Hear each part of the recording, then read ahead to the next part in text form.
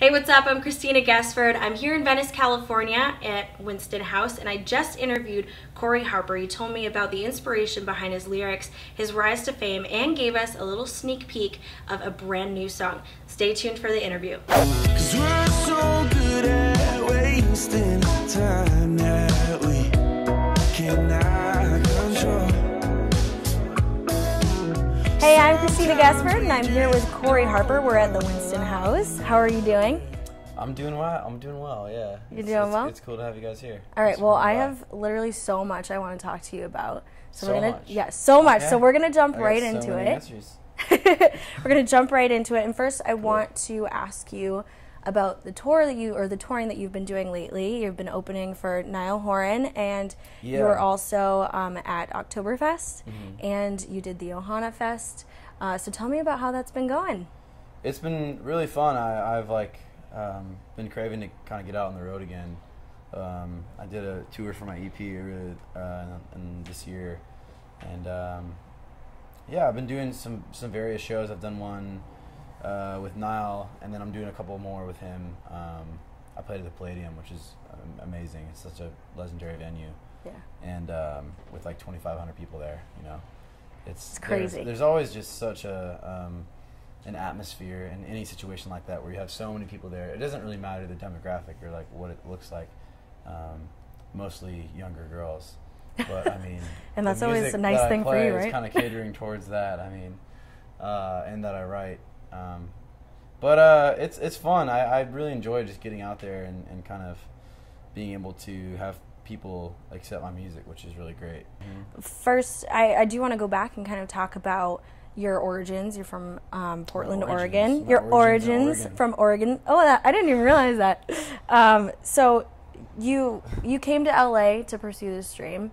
So tell me about that journey from Oregon, a fairly like suburban type of place, and then you're coming to LA, which is completely different. Yeah, I mean, suburban. I guess I would say, yeah, a little bit suburban, a little bit rural, a little bit out in the middle of nowhere. But a small town called Vancouver, Washington is which I grew up, which is adjacent from Portland, Oregon. Okay. Most people think I'm from Vancouver, Canada, if I say Vancouver. But okay. Vancouver, Washington is a suburb. All right, we're going to get that straight right now. Right. Vancouver, right now. Washington.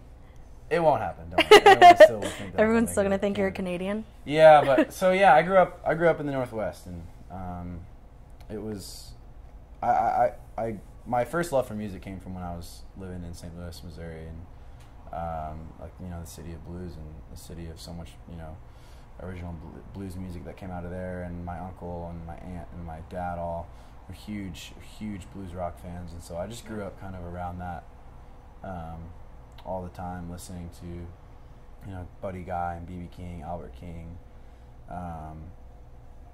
and just, you know, blues music that has kind of transformed my taste of music, and kind of, you know, seeped into my bones. Yeah. And made me, you know, really appreciate that kind of original and just raw music.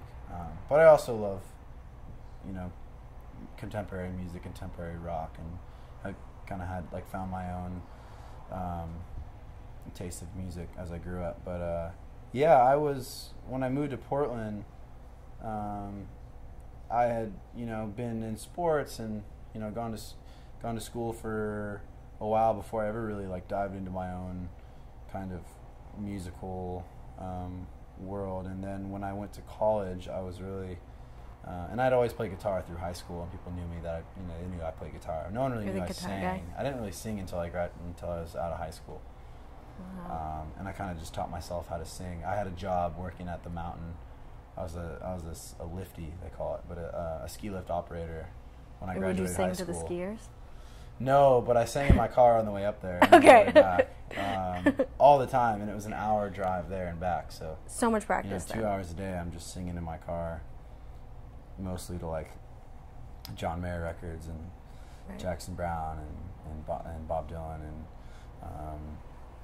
and Kings of Leon and all these, you know, people that I really respected as songwriters and as performers and musicians. And so I moved to Eugene, Oregon, and went to school there. And I had just been like, I really want to start writing my own songs, because I have all these songs that I've written down, and I didn't have a voice really. I was trying to craft some sort of singing voice. It wasn't that good at the time.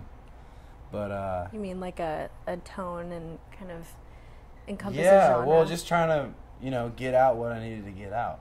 Yeah. Because I would write poetry all the time, and then I kind of like wrote just random stuff down. I don't know if you could categorize it as poetry, but it was just lines. Well, that's what songwriting is, right? Yeah, and I wanted to implement that in music that I love so much, and playing guitar, obviously. So I started writing songs and singing them, and playing for my friends. And it was then when I was kind of pressured to play music. Were they like, you're too for good people. for this? You're too Well, I mean, they thought so. I, at the time, was thinking, there's no way I can go and do this for money or do this as a living, but there's nothing else I wanted to do. I was studying music in college and studying literature, and kind of two things that I love so much about, this world and this life that I live is reading literature and writing songs and singing and music. And so I put two and two together and just kind of made it out here, long story short, and had been able to fall in the hands of this house before it was Winston House, before it was like a venue, and kind of get my start here writing songs, playing songs, and crafting my own and honing in my own skill as a songwriter and as a singer and performer. Tell me about how you got like kind of discovered by like Justin Bieber, and then how Cody Simpson kind of took you on. Yeah. You were opening for both of them, and what it was like to have someone who's so well known reach out to you and say, hey, I think you're talented, I want to help you get to. Yeah. Well, so when I moved here at first, I had been in contact with Cody, who had gotten in touch with me via Instagram, and it said, hey, I love your style, and I love your music, you should come play guitar for me. And I was like, great. And we had met and just kind of really hit it off and been good buddies, and surfed together and hung out together and played music together and just lived life together for a couple months. And then we went on the road together, playing music, playing for his tour, and it got me really kind of keen into being a guitar player and being a performer on the other side of just songwriting, and just being able to focus on figuring out what I need to do to have this perfection of a guitar player and have the knowledge of a guitar player, which I'd always wanted to be, but it just was the real thing, touring around and playing for people and getting the kind of huge zoomed out image or frame of what this life really was about, and the life as a musician. And I had gotten in touch with Justin through Cody. This is the first night I moved here, actually.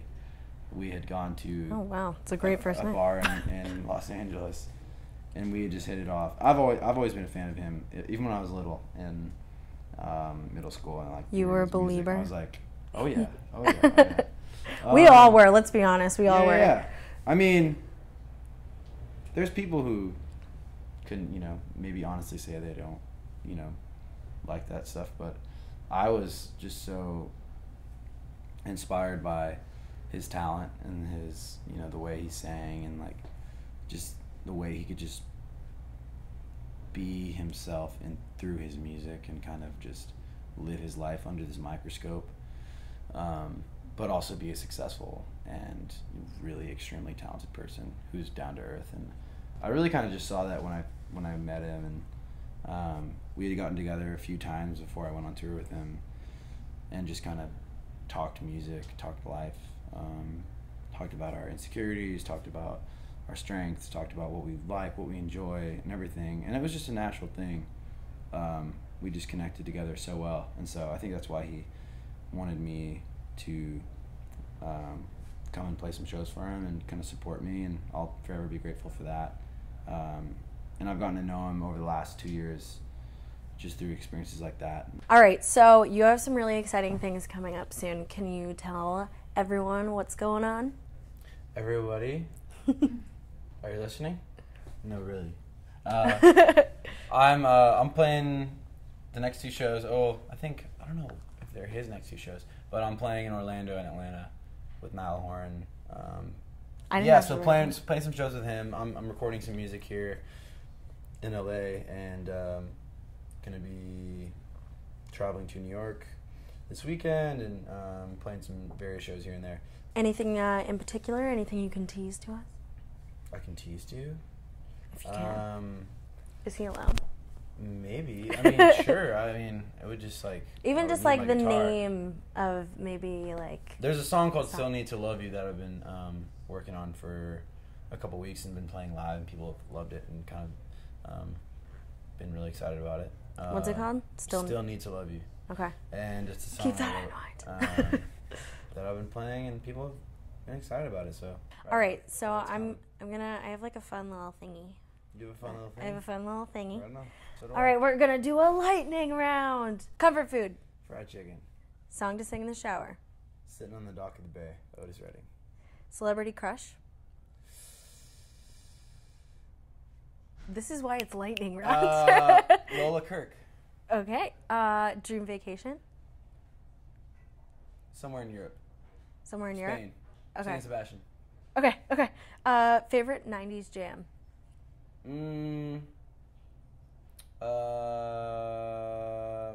Anything by Nirvana. Probably Heart Shaped Box. Okay. Never have I ever. Never have I ever seen The Lion King. As a Disney lover, that actually pains me. Yeah, never have I ever seen The Lion King. Oh my god. Okay, we know what we're doing after this. Yeah. All right. Your favorite hangout place in Venice? Winston House. Okay. All right. Other than this, actually. I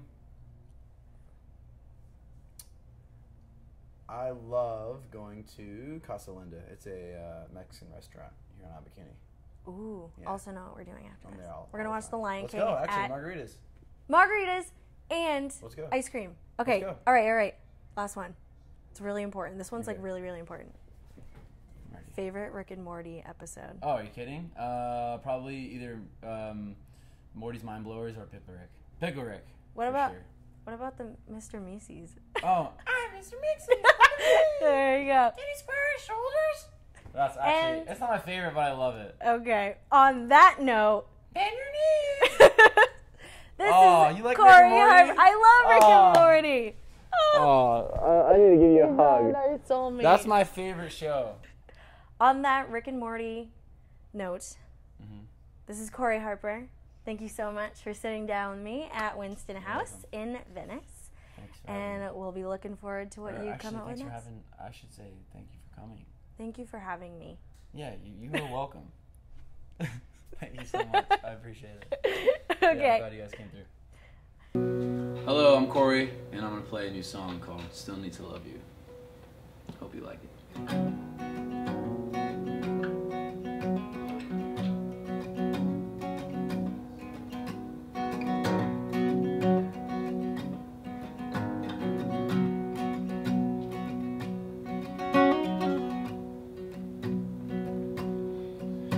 You and I don't see eye to eye lately. The air in this house is colder now, and I can't breathe.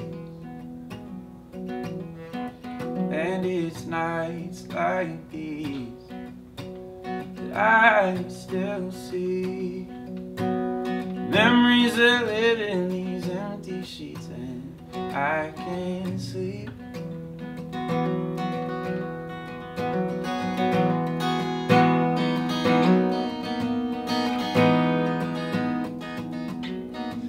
Oh, when I'm awake, I don't think about you. And thoughts in my mind fill the room, and hard to breathe knowing he's around you, and I still need to love you. When I'm awake, I don't think about you, and thoughts in my mind fill the room. Oh, I'll say a word not allowed to, and I still need to love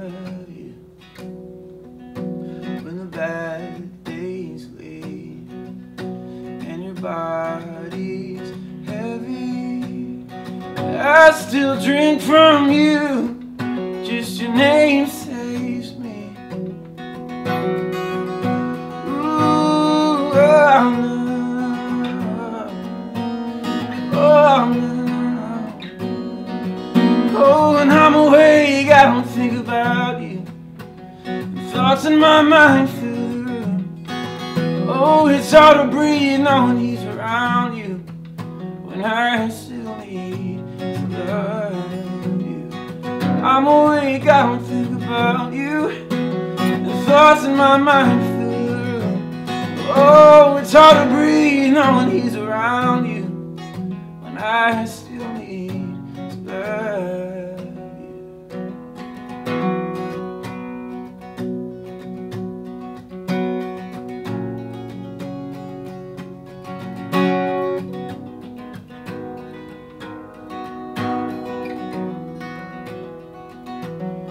'Cause when it hurts quite this bad, oh my good hand is only getting worse.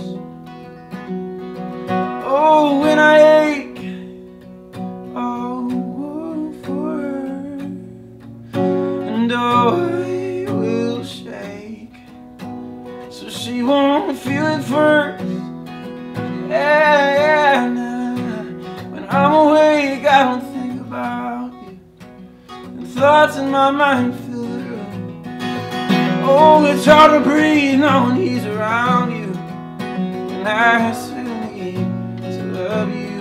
Oh, when I'm awake, I don't think about you, and thoughts in my mind fill the room. And I'll say that we're not allowed to, and I still need to love you, when I still